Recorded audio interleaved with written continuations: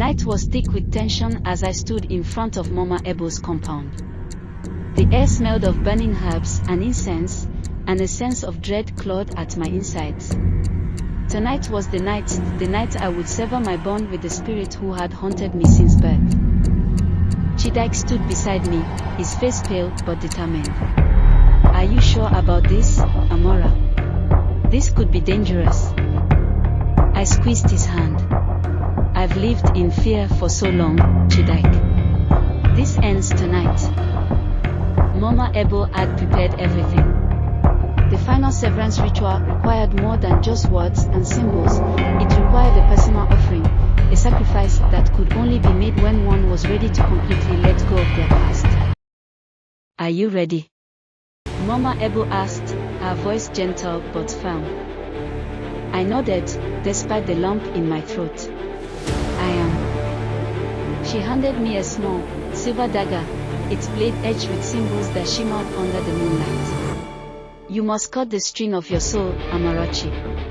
Only then will he be truly gone." I stared at the blade, my heart racing. What would I have to give up to free myself from him? Was I strong enough to face whatever came next? Before I could voice my concerns, the wind picked up, howling through the trees. The temperature dropped.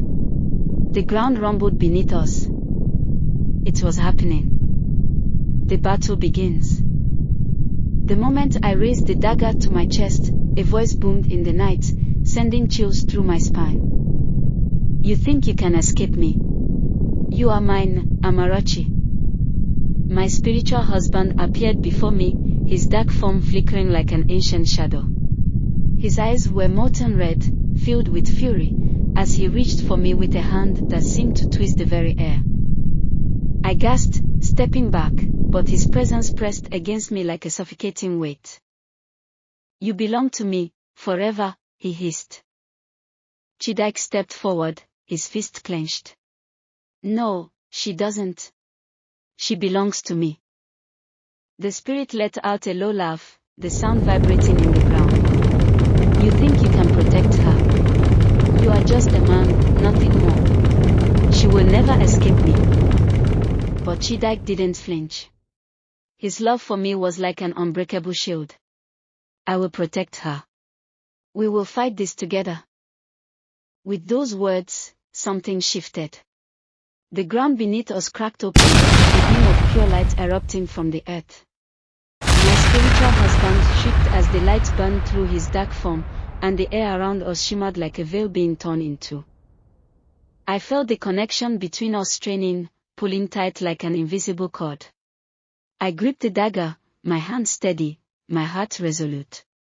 I couldn't let him win. The final severance.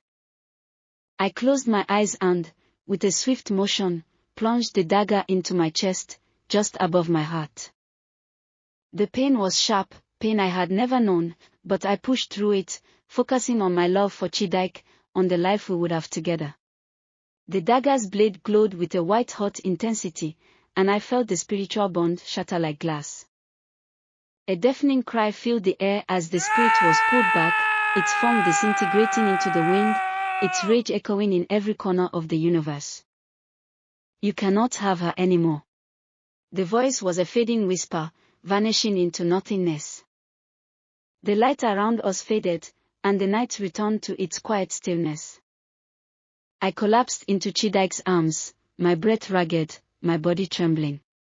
He held me close, his fingers stroking my hair, his heart beating in time with mine. "It's over," he whispered, his voice thick with emotion.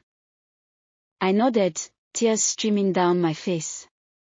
"It's over, Chidike. He's gone." Aftermath. We returned to our home, the weight that had haunted me for so long now lifted. The air felt different, fresher, cleaner. The nightmares stopped. The whispers ceased. And for the first time in my life, I felt at peace. But as the days passed, I began to wonder. Was this truly the end? Or had I merely won a battle, with the war still looming ahead? The next morning, as I looked into Chidike's eyes, I knew one thing for sure. I had chosen him, and no spirit, no matter how ancient or powerful, could take him from me. We had made it through the darkness, and now, together, we could finally step into the light.